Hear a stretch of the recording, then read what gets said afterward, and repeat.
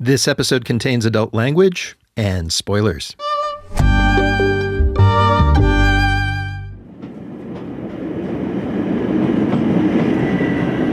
Let's go back to summer 2009, when somewhere between England and Scotland, an up-and-coming young comic named Jamie Demetriou was on his way to a major gig. As usual, he was a tad nervous. So I had a train journey up to the Edinburgh Fringe Festival where I was about to perform a month of agonising character comedy to rooms of people who were unlikely to give a shit.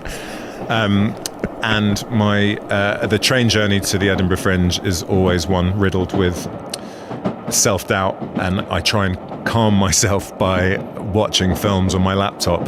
He pulled a disc from his backpack, a movie called SYNECDOCHE, New York. My friend Phoebe Walsh lent me a DVD of it. It had come out very recently, and there was a kind of, I'm not sure what you'll think. Check it out. I loved it. I remember her saying it nervously. And I felt like I'd never seen anything like it. Actually, at first, it felt way too familiar. The story of a neurotic artist full of self-doubt, driven to make art that captures something true about life, and wondering why he bothers. And anyway, never quite nailing it. Which felt like an interesting choice on my way to effectively bare my soul in front of a bunch of disapproving strangers for a month. But it was also filled with raw emotion and wild visuals. A life-size city built in a giant warehouse hangar. A woman whose house is always on fire. It confused the hell out of him. I think it was one of the first examples for me of seeing something that I didn't fully get, but I knew it was my fault. And I think that I had plans to rewatch it while watching it. Which he did, and went from confused to seriously moved. It kind of lived with me for the whole month. I probably watched it a few times across that month. And like between 21 and 31, I watched it like a few times a year. And I think that what maybe magnetized me or got me to come back is like that feeling of being like, oh my God, this is what it feels like a lot of the time to be alive. I probably didn't know that it was possible for a film to do that. It set a bar for me that has never quite been topped. He's not alone.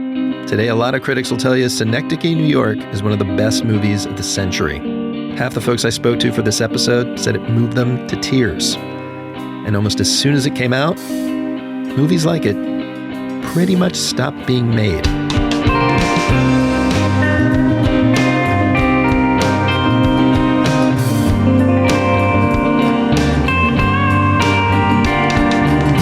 I'm Rico Gagliano. Welcome back to the MUBI Podcast. MUBI's the streaming service that champions great cinema. On this show, we tell you the stories behind great cinema. This is season 7. We are calling it Box Office Poison, and it's inspired by the new book of the same name by this guy. My name's Tim Roby. I do film reviews in London for the Daily Telegraph.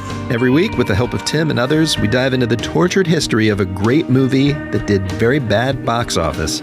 And they don't get much greater than writer-director Charlie Kaufman's SYNECDOCHE, New York.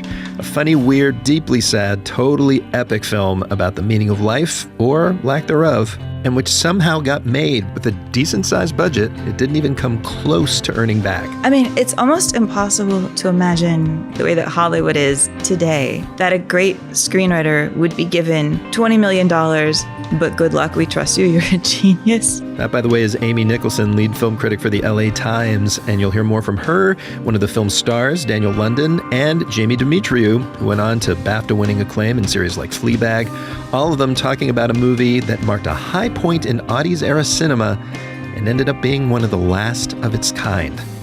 So get out your hankies for the story of a lifetime, Charlie Kaufman's SYNECDOCHE, New York.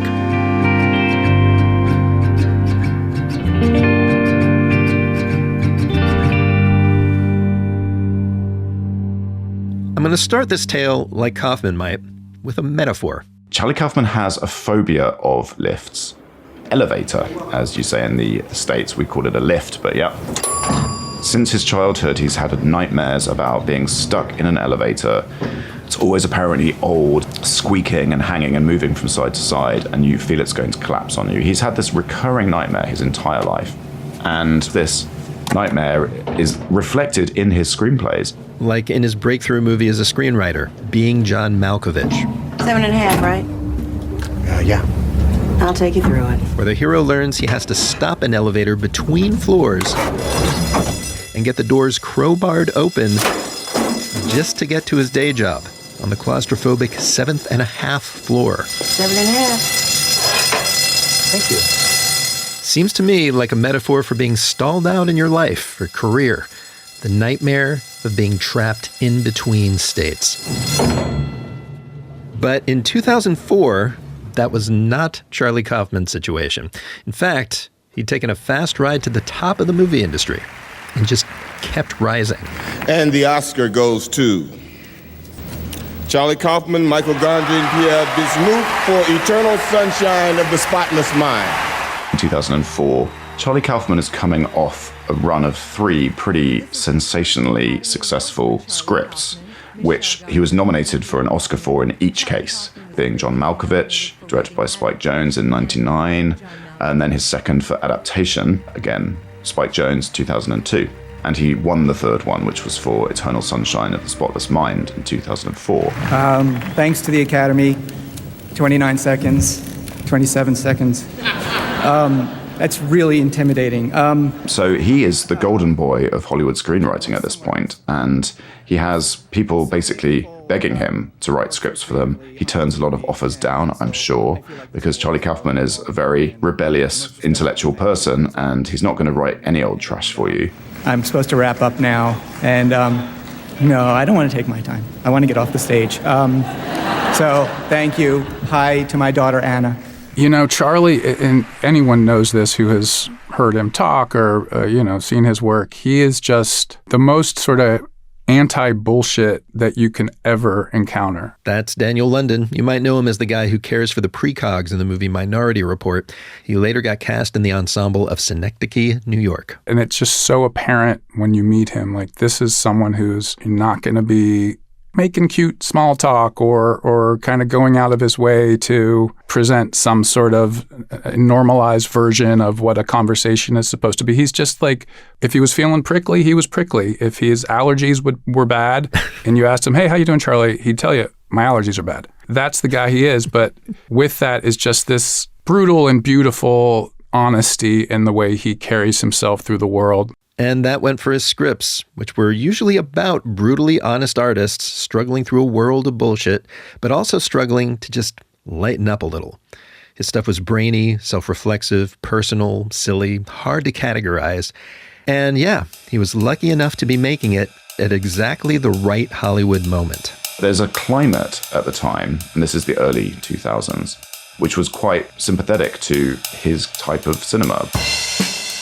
There were these kind of mid-budget, $20 to $25 million semi-art house comedy drama with experimental ideas in them. These films did well. They got the nominations. And this was the other thing. You could attract people like Jim Carrey, Meryl Streep, Kate Winslet into these projects. And they thought, well, here, maybe this is an Oscar moment for me. And indeed, Chris Cooper won the supporting actor Oscar for adaptation.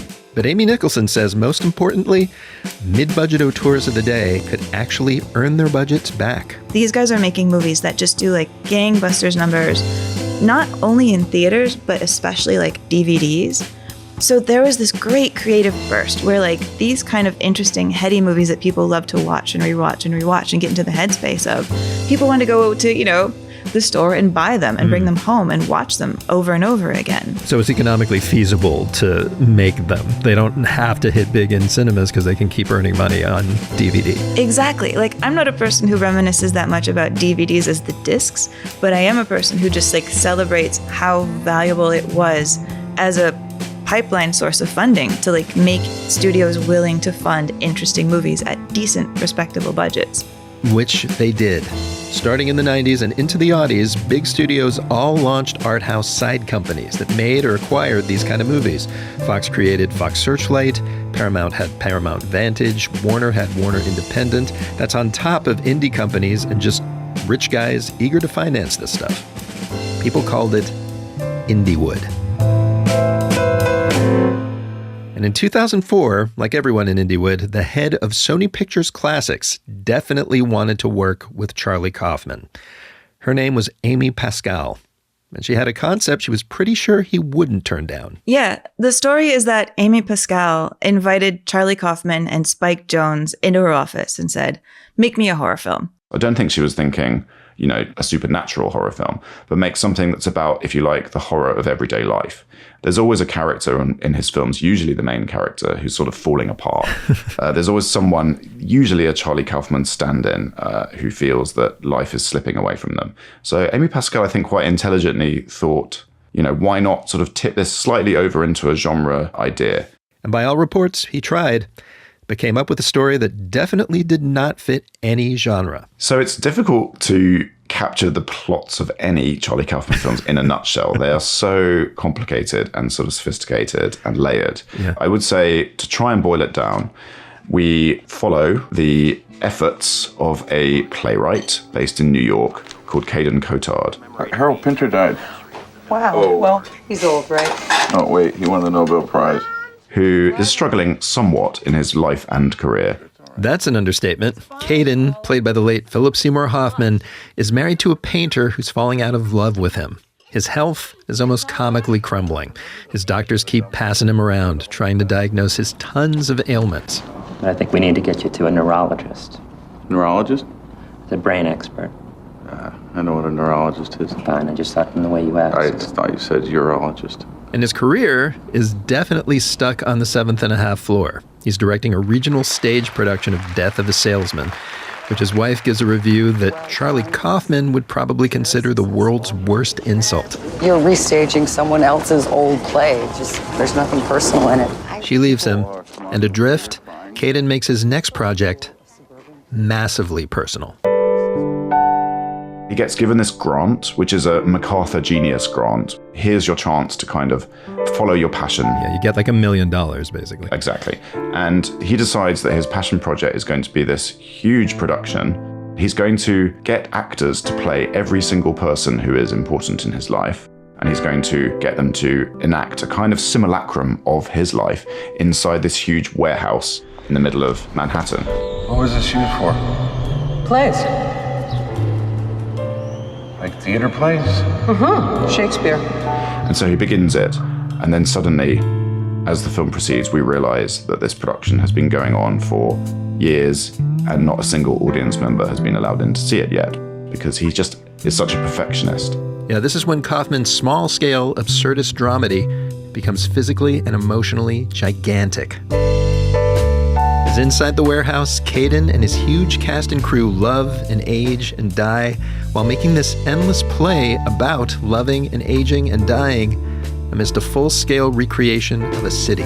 Each day I'll hand you a scrap of paper. It'll tell you what happened to you that day. You felt a lump in your breast. You looked at your wife and saw a stranger, etc. Caden, What? when are we going to get an audience in here?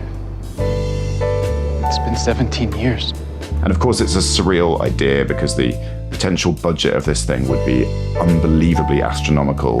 GDPs of multiple countries. Forget about it. It's not meant to be a realistic concept, but it's supposed to be reflective of Charlie Kaufman's artistic perfectionism and quest for truth. Or really anybody's quest to find some meaning in life. And how beautiful and sad that is, because there might not be any. Right up to his last breath, almost alone in his giant crumbling set, Caden's still trying to work it all out. I don't want to do this play now. I have an idea. And then, he dies. Amy Pascal says, "Make me a horror film." And he thinks, what scares me? And now we know the answer to that. Like, what scares Charlie Kaufman is basically like everything. Like, he's afraid of dying. He's afraid of being sick. He's afraid of how fast time moves. He's afraid of like people not respecting his art. He's afraid of missing good moments when they're happening. I love this film for just like putting this personal spin on a story that sets out to be about everything, every emotion, every feeling, every human being. In other words, there's an awful lot going on in this story. Now, no one expected a Kaufman script to be typical and like any way. But a lot of folks read this one and had Daniel London's reaction. Befuddlement. Of course, I had been a huge Charlie Kaufman fan. I had actually auditioned for Eternal Sunshine of the Spotless Mind a few years earlier. But if I may sidetrack for a moment, I remember the experience of reading that script, the Eternal Sunshine script, was one of the most sort of powerful artistic experiences I have ever had. I remember just kind of trembling in the bed after reading it.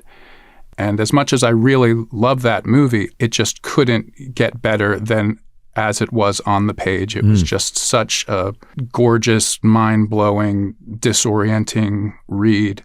The opposite is true with Synecdoche. I think Synecdoche, there was certainly like extreme brilliance there and deep interest in what you were reading, but it just wasn't coalescing somehow. I feel like it needed to be filmed. It needed to be explored in that way. And after a couple of years of development, the guy who was always meant to film it couldn't. Spike Jonze was supposed to direct this film, but then he was tempted away from it, basically, by the chance to adapt Where the Wild Things Are, which left Charlie Kaufman with a script and no director. So it wasn't that he was sort of insisting on directing the movie, but he wound up directing it. He sort of thought to himself, perhaps this is the one that I direct, and put my stamp on that way. Except he'd never directed a movie. Sony started to realize that even by heady indiewood standards, this one was going to be a beast. He wants to call it Synecdoche, New York. No one knows what a Synecdoche is. He wants it to be about this huge monumental play that no one ever sees. It's like, how are we going to sort of sell this or even cut a trailer together that really captures it? And yet, the scale of it, the scope, and the fact that we're following Caden's life to the bitter end means that you can't do it on the cheap. And it was going to be costly, financially and emotionally. Charlie Kaufman's elevator starts going down. Coming up in just a minute. Stay with us. All right, everybody. MUBI is the global film company that champions great cinema, bringing it to you wherever you are in as many ways as we possibly can. We stream movies, we produce them, we release them in theaters, movies from any country, from legendary auteurs or brilliant first-timers. We've always got something new for you to discover. And this week, like as soon as you finish listening to this show, put down your listening device and go discover the new movie from filmmaker Mati Diop. It's called Dahomey. This is a totally immersive documentary set in 2021, and it charts 26 royal treasures that had been taken long ago from the kingdom of Dahomey and are due to leave Paris and return to their country of origin, which is the present-day Republic of Benin.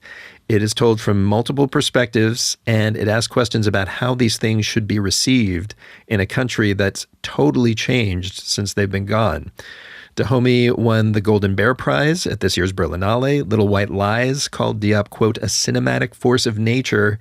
And you can watch this movie exclusively on MUBI starting December 13th. Go to MUBI.com, subscribe, and it is all yours to jump into right away.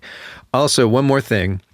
As a guy who talks about movies for a living, I want to direct you to a podcast hosted by two guys who are among the best in the world at it and have been for a while. UK film critic Mark Kermode and broadcaster Simon Mayo.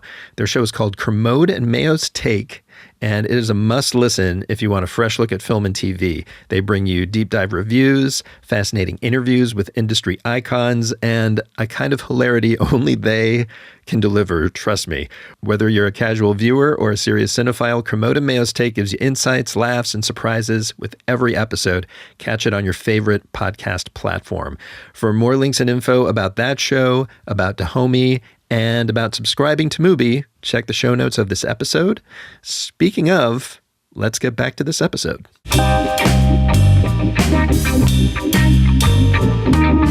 So it's summer 2007, and after years of writing and preparing, Charlie Kaufman is finally shooting Synecdoche, New York, with an insane cast of esteemed actors. Philip Seymour Hoffman, Samantha Morton, Catherine Keener, Jennifer Jason Leigh, the list goes on. And Sony Pictures Classics is not involved. When Charlie Kaufman decides to direct the film, the budgeting of it became more complicated. it wasn't such an easy green light for Sony to take on the cost of it. Because Kaufman's an untested director. Absolutely. And even though SYNECDOCHE winds up having, a really fantastic cast, not one of them is quite a Jim Carrey or a Meryl Streep. And Philip Seymour Hoffman is a very, very well-respected leading man by this point, but again, not a megastar. So instead, a totally indie company stepped up, founded by a philanthropist named Sidney Kimmel. He'd already donated millions of dollars to things like cancer charities, but he just decided that his next charitable endeavor was going to be to fund films that were struggling to get the money they needed from other sources like the studios. What an awesome dude. Absolutely. And this was the kind of climate, the early noughties. You could find places, you could find money for these kind of projects from here, there, and everywhere. Kimmel forked over the $20 million budget. There was just one problem. $20 million for this film is a low budget for it. If you read the script, you probably think this is going to have to cost God knows how much, 60, 70, 80. 20 is about the least you could possibly make this film for and still make it function. But Kaufman did, barely. As he later told interviewer David Poland, I had the cast that I wanted, and that was important, and I didn't have the money that I needed, but we did it anyway, and that was the hardest part. Because just like his lead character, Kaufman refused to make it easy for himself. When I imagine the making of this film, all I can picture is the pressure that he put himself under just because. Like, I get really caught up on the giant military trucks that you see in this movie for 20 seconds. Yeah, midway through the story, Caden takes a rare walk outside the miniature world he's built inside his warehouse and barely registers that the real world seems to be melting down. You need to get in. It's bad out here. Sorry. Some sort of giant coup is happening in this country, and he's ignoring it. And we are walking by, people getting rounded up and put onto trucks, put onto buses. We don't even know what's happening. And the effort it takes to get trucks, to get buses, to get dozens of actors just to be in the background who are complete extras, to do that all just to make the point that Caden, that he's a narcissist. Charlie Kaufman is adding so much extra work on this film. But to afford those moments, sacrifices had to be made. The shoot, the most taxing bit of it, happens over 45 days inside an old armory in New York. Now, the problem was that summer was unbelievably hot in New York. It was sweltering. And because the budget was low, they don't have beautifully air-conditioned trailers to retreat to. Which was a problem because most of the main characters had to age as the story unfolds. And so aging requires prosthetics. You're wearing layers of latex every day in temperatures that were soaring up past 100. So Philip Seymour Hoffman has one of the huge challenges of his career here, going through all the emotions that character experiences and all the decrepitude. And at the same time, he's inside these horrible latex suits. Sweat would be trapped inside the latex, and they would have to literally prick holes through it so that it could come out, and he wouldn't just kind of drown inside his own makeup, essentially. Daniel London was spared the worst of all this because he only had a few scenes in the armory, but he saw the effects of the heat and the material on everyone else. They were just in hell. Not that people weren't enjoying each other professionally and artistically, but they were just in it in hell. And I do remember the one scene where I say, Caden, are we ever going to get an audience in here? It's been 17 years or something like that. And I remember Phil was just so wrecked. He wasn't even there when I said that. He graciously asked me, would it be okay if I left and you gave that to the stand-in? And I said, of course, you go home and take a cool shower. And so he was in it, he was in classic Phil fashion. He was suffering. And then, eventually, it was the director's turn to suffer. In the most symbolic possible way. Which involved an elevator. In the middle of shooting SYNECDOCHE, New York, he gets stuck inside an elevator in the middle of the night with about 10 crew members who are absolutely enormous because they've been lugging equipment around. And there's almost no space, and they are stuck in it for ages. They all think that the lift is going to collapse. Because this is all these very large people in it. Yeah, and they can't breathe. It's one of these incredibly hot days, and they are freaking out.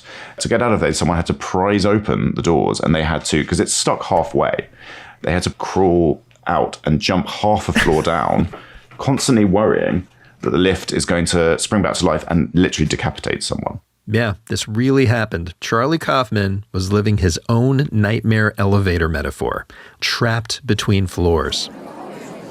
And in perfect Kaufman-esque fashion, kind of foreshadowed what was about to happen to his movie. It started with the press, who saw the film's debut at the 2008 Cannes Film Festival and pinned SYNECDOCHE between two film critic camps. Yeah, it was much more divided in its critical response than the previous films. There were some that thought that Charlie Kaufman was just indulging his most pseudo-intellectual impulses in this film, and that it was navel-gazing to yet again put the central character in, who was so obviously a kind of a stand-in for himself. Even those critics who thought that SYNECDOCHE New York was a masterpiece kind of wrote these reviews which were almost overawed by it. Kind of like, look at this monumental thing, how do I even begin to scratch the surface of it? And the reviews struggled, I think, to sell the film. Critic Amy Nicholson actually found herself fighting that losing battle all the way up to award season. Oh my goodness, yeah. Like, I had just joined a Film Critics Association the year that this came out, where we give our annual awards and it kind of contributes into like the conversations about the Oscars. And I was sitting in the back of our, awards committee, just like raising my hand over and over again and being like, I'm voting for SYNECDOCHE New York, for costuming, for production design, for screenplay, and getting no traction in the room. And everybody's voting for Slumdog Millionaire and saying, what is happening? Like, now we make fun of it in the group. I'm like, what was going on? What were we doing? Why were we so off? And meanwhile, the movie industry that had happily found a place for Kaufman's visions for years was also splitting into two camps, super low budget and super high budget, with movies like SYNECDOCHE stuck in the middle. See, in 2007, Netflix launched its streaming service. Wham! By 2008, DVD sales and all the cash they brought in were already starting to dwindle. And then things got even tougher for indiewood and this movie. Because the moment that it opened in America was the moment of the recession in 2008, at which point the likes of Sydney Kimmel Entertainment basically had to shut down. So did Paramount Vantage. So did Warner Independent. It wasn't until 2 months after Cannes that Kaufman finally found a distributor willing to get SYNECDOCHE in theaters. And on his press tour, he said he was lucky. 8 of the 12 specialty companies went out of business this year, and the ones that are left are trying to find the next indie comedy. Right. No one. It's a very scared marketplace. Everyone's closing up shop. By the way, Sony Classics, the studio that got the ball rolling on this flick in the first place, was actually the one that finally distributed it. But maybe only for old time's sake. I think Sony didn't keep faith with it, really. I mean, in America, it only got widened to about 119 screens, far fewer than the other films that Kaufman had written. And it made about $4.5 million around the entire world, having cost 20. That is a big loss. It really did damage to the kind of climate for getting this kind of film funded. This was the last one that they let through, in a way. This belief Hollywood had that if they made interesting things, they would find their audience and they would have an afterlife if they kept it, within like a certain budget. It dies in 2008. Suddenly just money dries up, and nobody's willing to take a gamble after this point on a film like SYNECDOCHE at this kind of money budget. Way fewer $20 million visions. Try $5 million if you're lucky. There was only funding for that and giant bazillion-dollar blockbusters. Especially a certain kind of bazillion-dollar blockbuster. I'm working on something big. Suddenly, everyone realized that the license to print money was superheroes.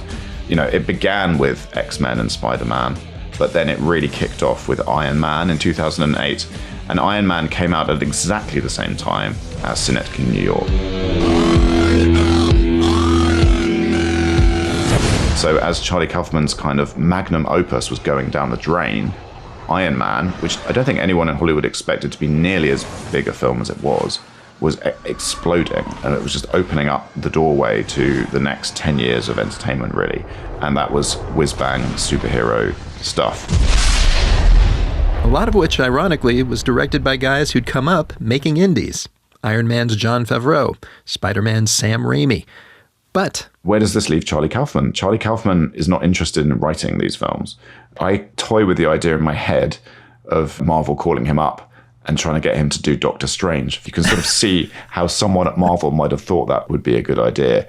And I just would love to have been on the other end of that phone call if that ever did happen, because Charlie Kaufman's contempt for Marvel is absolute.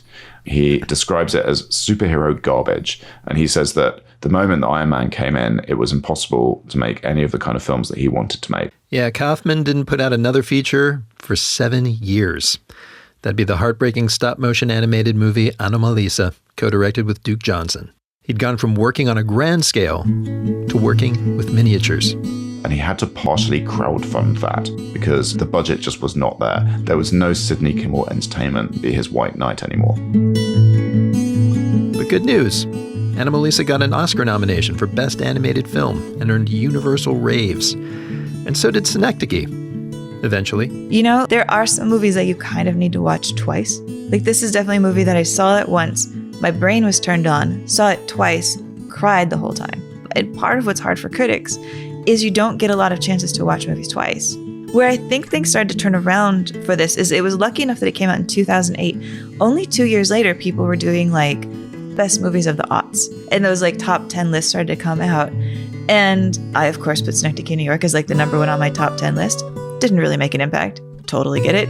But Roger Ebert put it also as number one on his top 10 list. And that, I think, is where the momentum started to change.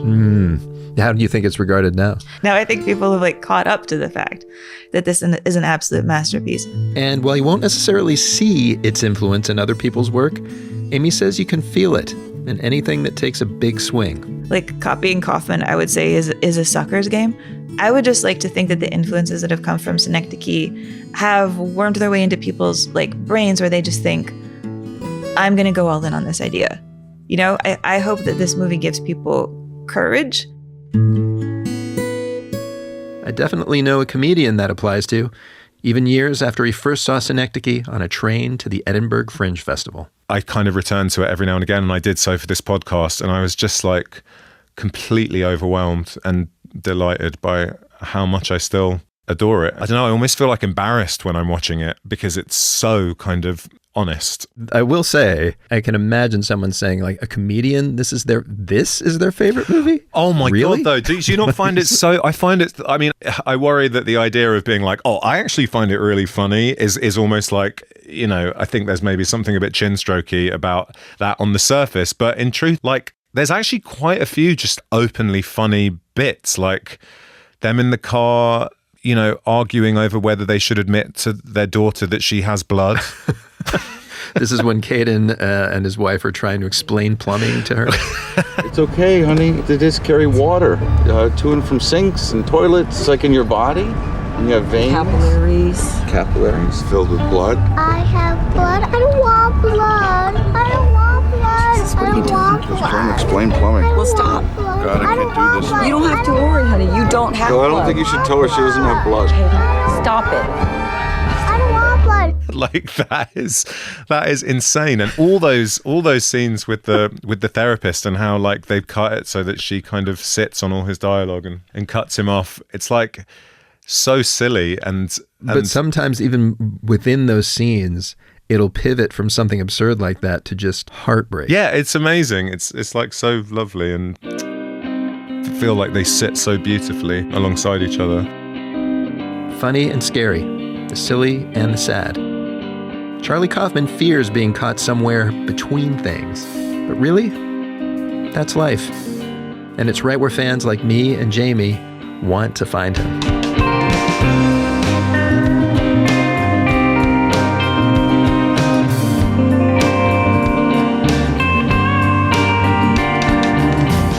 That's the MUBI Podcast for this week. Follow us for more stories about good films with bad box office. Next week, we wrap things up in a blaze of glory with another movie from 2008 that had a totally different vibe. It's crazy. It's absolutely crazy. You know, the races that look like some strange sort of drug. The story of the Wachowskis' Speed Racer, with guests including the movie's supervillain star Roger Allam and special effects legend John Gaeta. Follow us so you don't miss it. Meanwhile, if you love the show, tell the world by leaving a 5-star review wherever you listen, won't you? Let them know we're not your standard movie chat show. Also, if you've got questions, comments, or just want to send us your tear-stained memories of seeing Synecdoche, we're here for you. Email us at podcast@mubi.com. And now let's roll credits. This episode of the MUBI Podcast was written, hosted, and edited by me, Rico Gagliano, based on the new book Box Office Poison, Hollywood Story in a Century of Flops by Tim Roby. That's published by Faber & Faber in the UK and Hanover Square in the US. Go get it. Kira McEniff is our producer. Jackson Musker is our booking producer. Stephen Colon does our sound mastering. Our original music was composed by Martin Ostwick. Extra thanks this week to David Harper for taping Tim. And as always, thank you, Karina Lesser. This show is executive produced by me, along with John Baranachea, F.A. Ceccarel, Daniel Kasman, and Michael Taka. And finally, to stream the best in cinema, including some of the films we talk about on this very podcast, just head over to MUBI.com to start watching. Thanks for listening. Go watch some movies. And remember, failure is okay.